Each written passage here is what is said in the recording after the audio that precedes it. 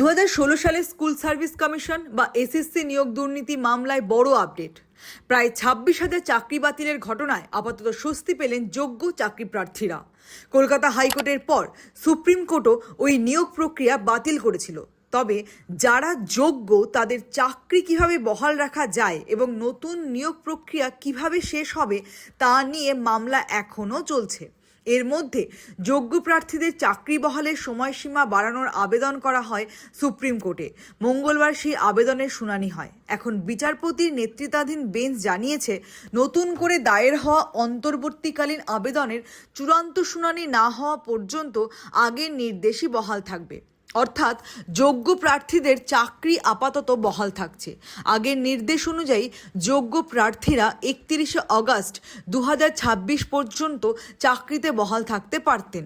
একই সময়ের মধ্যে নতুন করে স্বচ্ছ নিয়োগ প্রক্রিয়া শেষ করার নির্দেশ ছিল, কিন্তু বিপুল সংখ্যক নিয়োগের কারণে নির্ধারিত সময়ের মধ্যে সেই প্রক্রিয়া শেষ করা কঠিন হয়ে পড়ে। তাই এবার সুপ্রিম কোর্টে সময় বাড়ানোর আবেদন করা হয়েছে।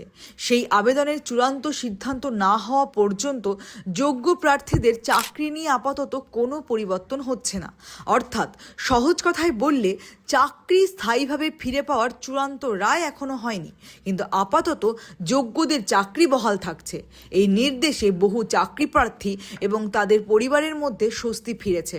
এখন নজর থাকবে পরবর্তী শুনানিতে সুপ্রিম কোর্ট কী সিদ্ধান্ত দেয় এবং নতুন নিয়োগ প্রক্রিয়ার সময়সীমা নিয়ে কী নির্দেশ আসে। ব্যুরো রিপোর্ট, দিনকাল নিউজ, কলকাতা।